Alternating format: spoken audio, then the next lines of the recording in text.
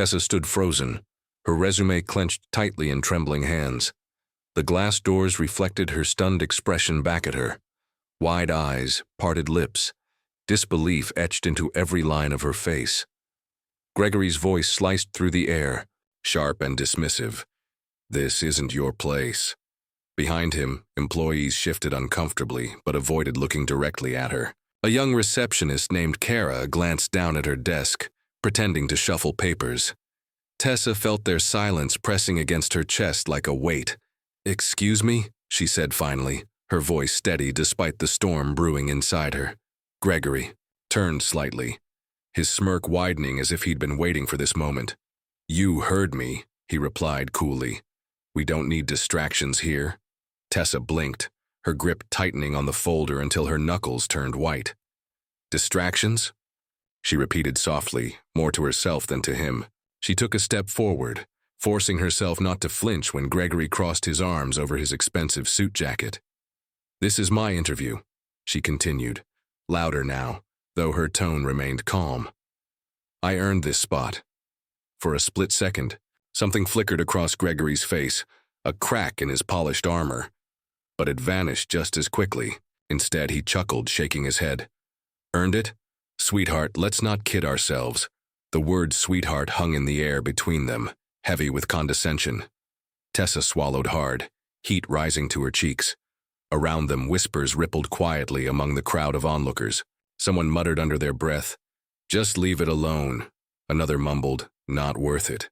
Her reflection in the glass caught her eye again, her posture rigid, her jaw clenched. For a moment she wondered what they saw when they looked at her. Was she just another statistic?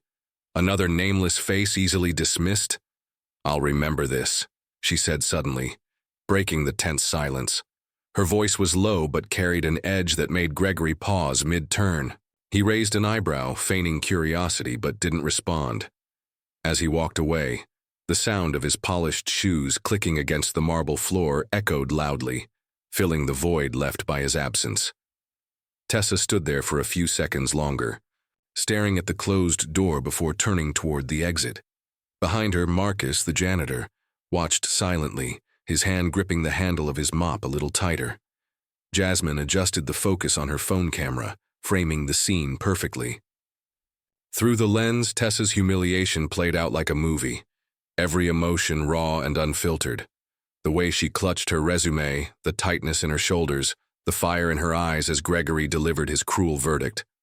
It was all there, captured in vivid detail. She hesitated, finger hovering over the record button. Did she have the right to share this? Would posting it only make things worse for Tessa? But then Gregory laughed, a cold, dismissive sound, and Jasmine pressed record without thinking twice. Later, sitting cross-legged on her bed, Jasmine stared at the video clip, replaying it over and over. Each time, Tessa's quiet defiance struck her harder. Finally, she typed out a caption, "Is this who we work for?" Then she hit the post.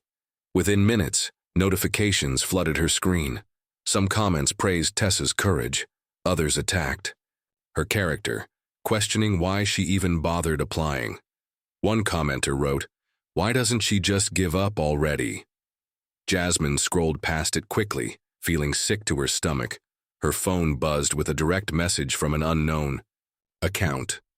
Shadow King had sent her a single sentence, "Good work, keep watching." "What does that mean?" Jasmine whispered aloud, frowning at the screen. She considered deleting the message, but something stopped her.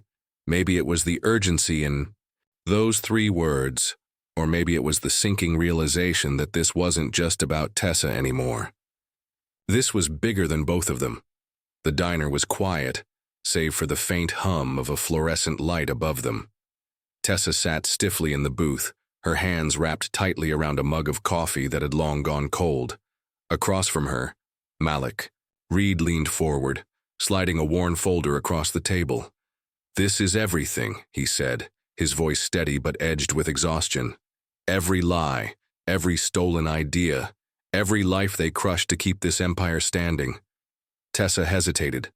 Before opening the folder, inside were documents, Emails, financial records, and memos detailing Preston Co's systemic racism and corruption. Her fingers trembled as she flipped through the pages. One name caught her eye. Darnell Hayes. Darnell? She asked softly. Looking up at Malik, he flinched at the sound of his brother's name, pain flashing across his face like lightning. They killed him, he said, his voice cracking, to protect their secrets. For a moment, neither spoke. The weight of his words settled between them, heavy and suffocating. Tessa could see it in his eyes, the grief, the anger, the years spent chasing justice alone. "You're not alone anymore," she said finally, closing the folder. Her voice was firm, though her hands still shook. Malik nodded slowly, exhaling a breath he seemed to have been holding for years. "Good," he replied, "because we're running out of time." Tessa stared at her phone, Nia's tearful voice breaking through the speaker. "I swear I didn't mean to, Tess. It just slipped out." "It doesn't matter now," Tessa interrupted, her tone sharp enough to cut glass. She packed her tiny apartment, the walls feeling closer than ever. Outside her window, rain pattered against the glass, matching the storm brewing inside her chest. "But you know me. I would never hurt you on purpose," Nia pleaded, her words tumbling over each other. Tessa stopped mid-step, gripping the edge of her kitchen counter. Memories flooded back, late-night talks about their dreams, shared laughter over bad takeout, promises made under starlit skies. Promises shattered now. "I trusted you," Tessa whispered, more to herself than to Nia. Her voice cracked, betraying the calm facade she'd tried so hard to maintain. There was silence on the other end of the line. Then softly, Nia said, "I'm sorry, but apologies couldn't fix this." Tessa ended the call without another word, dropping her phone onto the counter. Alone in the quiet room, she sank into a chair, replaying their friendship in flashes. Laughter turned to screams. Trust twisted into betrayal. She buried her face in her hands, whispering, "How could you?" Jasmine Vega sells out. Tessa clicked play on the video, her stomach sinking with every second that passed. On screen, Jasmine smiled brightly, her perfectly styled hair catching the studio lights. Beside her, Gregory smirked, leaning back, in his chair like a king surveying his kingdom. "And there you have it," Jasmine said cheerfully, turning to the camera. "Straight from the source, Tessa Monroe's so-called evidence is nothing more than baseless accusations." Gregory chuckled, shaking his head as if amused by the absurdity of it all. "Desperate people do desperate things," he added, smugness dripping from every word. Tessa's vision blurred as the comments section filled with vitriol. Liar. Attention seeker. Pathetic. Each insult hit like a punch to the gut. She clenched her fists, nails digging into her palms until they stung. In the silence of her apartment, she opened her contacts and scrolled to Jasmine's name. For a moment, she hesitated, staring at the screen. Then, with a deep breath, she deleted the number entirely. "You chose your side," she murmured, her voice hollow. The screen went dark, but the ache in her chest remained. Tessa stepped onto the stage, her heels clicking sharply against the polished floor. The chandeliers above cast a harsh light over the crowd, their faces expectant, yet unreadable. She took a deep breath, gripping the microphone tightly as she began to speak. "Gregory Preston has built his empire on stolen ideas, silenced voices, and systemic injustice," she said, her voice steady despite the storm raging inside her chest. For a moment, the room was silent, so quiet that Tessa could hear the faint hum of the air conditioning. Then came the murmurs. Skeptical glances passed between guests. Some shook their heads dismissively. A journalist near the front raised his hand, shouting, "Do you have proof?" Her throat tightened. Proof? She didn't need proof. She knew, but without evidence her words felt hollow even to herself. From across the room, Gregory smirked, raising his glass in mock salute. His confidence radiated through the space, suffocating her resolve. She faltered mid-sentence, realizing how alone she truly was. The weight of their collective doubt pressed down on her shoulders, heavier than any accusation Gregory could throw. Her fingers clenched around the mic, knuckles white, as she forced herself to finish. But the damage was done. The room had already turned against her. As Tessa stood frozen at the podium, Gregory seized the moment with practiced ease. He stepped forward, commanding the room's attention with a single clap of his hands. "Ladies and gentlemen," he announced, his tone dripping with triumph, "tonight marks a new chapter for Preston Co." He paused dramatically, letting anticipation build before delivering the punchline. "We've just acquired Innovatech Industries, solidifying our position as the leader in global tech innovation." The crowd erupted into cheers, champagne flutes clinking together in celebration. Investors exchanged proud smiles, oblivious or indifferent to the chaos Tessa had tried to ignite moments earlier. She watched it all unfold from the sidelines, her heart pounding painfully in her chest. "This is how they win," she thought bitterly. "By making us look small, by drowning truth in spectacle." Gregory caught her eye then, raising his glass slightly in a final act of mockery. Her knees buckled under the weight of failure, but she forced herself to stay upright. If nothing else, she would not let him see her break. Just as Tessa braced herself to leave the gala, a failure etched into every line of her posture. Her phone buzzed silently in her clutch. One word appeared on the screen: "Watch."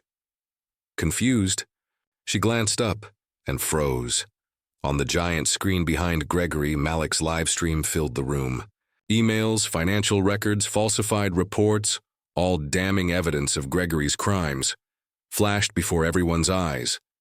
Gasps rippled through the crowd like waves, growing louder with each revelation.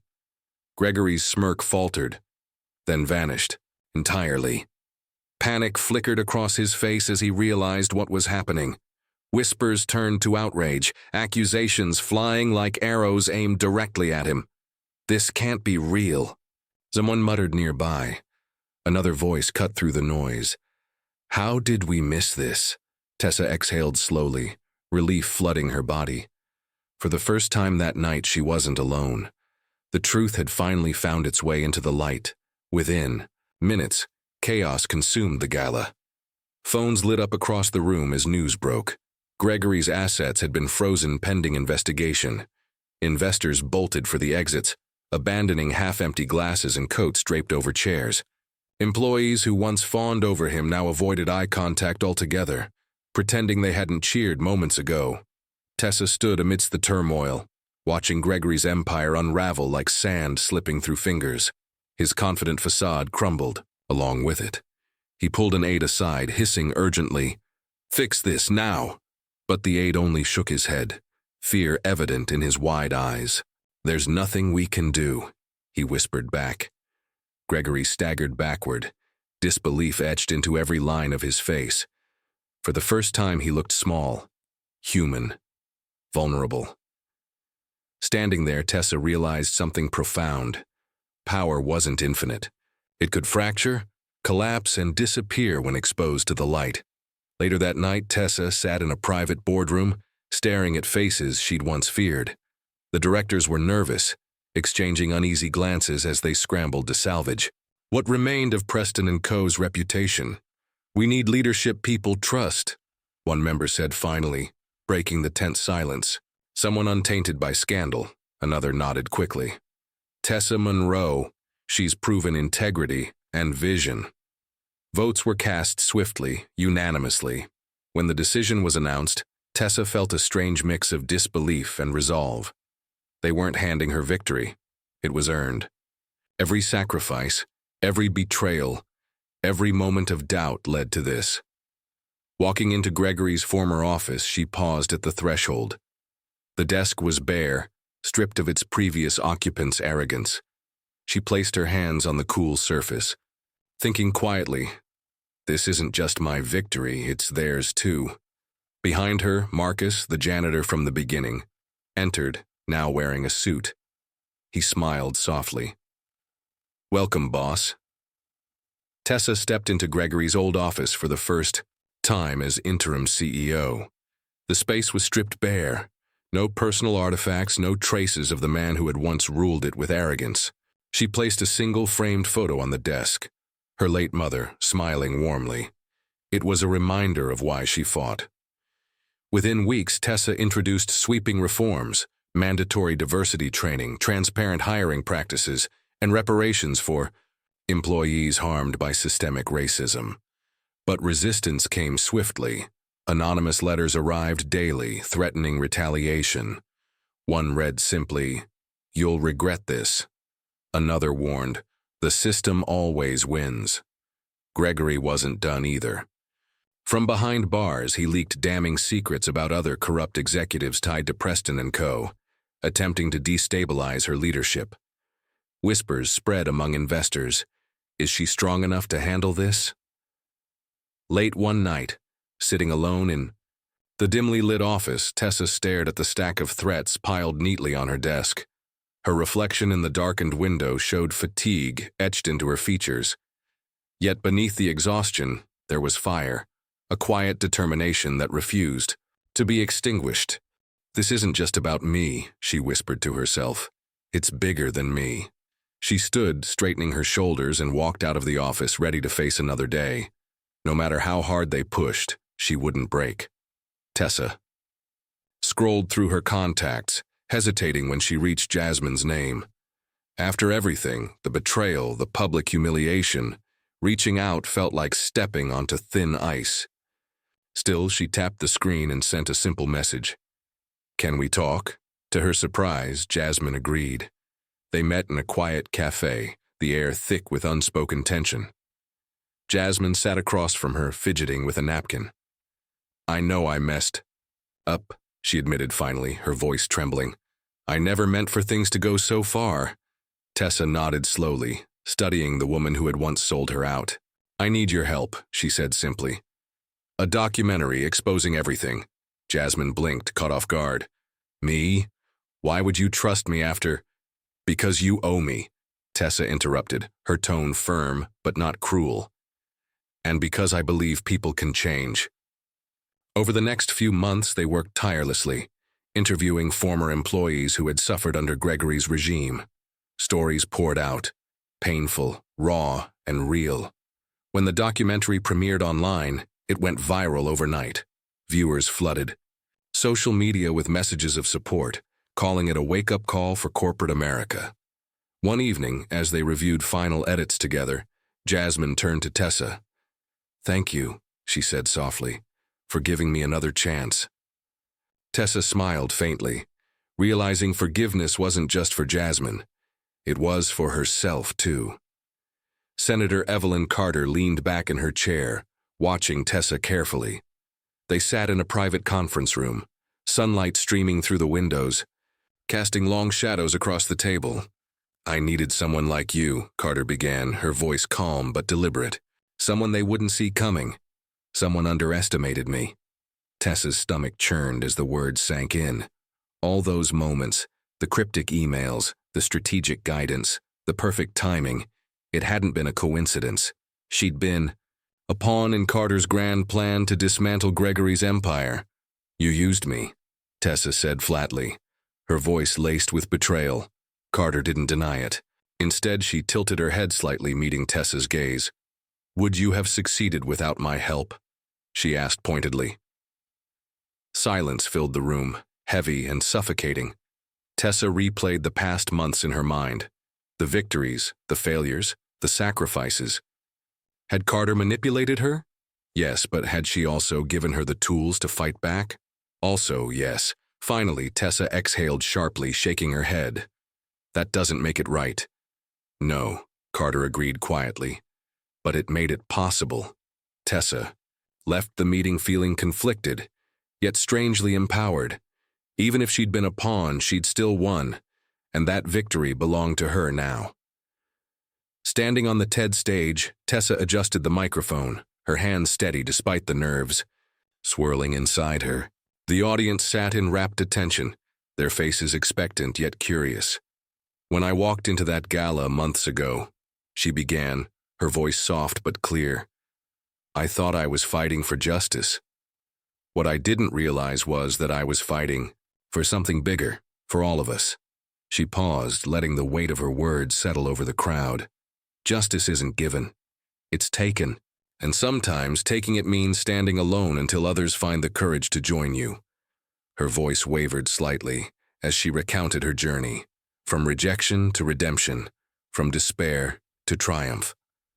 By the time she finished, tears glistened in her eyes, mirrored by many in the audience. Applause erupted, filling the auditorium with waves of sound. Outside, protesters held signs reading, "We are Tessa Monroe." Hashtags like "Shash redefined power" trended globally, sparking conversations about dismantling oppressive systems. As she stepped off stage, a young woman approached her, clutching a notebook. "Thank you," she said earnestly. "Your story gave me hope." Tessa smiled, realizing her fight had become more than personal. It had ignited a movement. Months later, Preston Co. earned awards for its transformation into a model of workplace equality. Employees spoke proudly of the company's new culture, one rooted in fairness, transparency, and inclusion. On a crisp autumn morning, Tessa visited Darnell Hayes's grave, kneeling to place a bouquet of flowers. "Your fight wasn't in vain," she whispered, brushing dirt from the headstone. "We did it." As she stood to leave, she noticed Marcus, walking toward her. Gone was the uniform of a janitor. Instead, he wore a tailored suit, his posture confident. He stopped beside her, offering a small smile. "Thank you," he said simply. "For what?" she asked, though she already knew.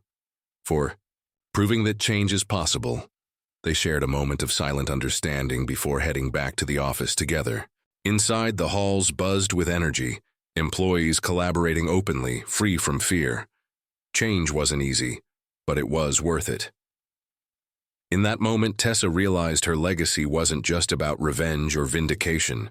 It was about creating a world where no one else had to fight alone. This story isn't just Tessa's. It's a reflection of the battles we all face when standing up for what's right. If her journey moved you, imagine the impact it could have on someone else who needs to hear it today. Your voice matters. Hit that like button to show support, share this video to spark change, and subscribe so you don't miss more stories that challenge, inspire, and empower. Together, we can turn these moments into movements because every step toward justice starts with a single action.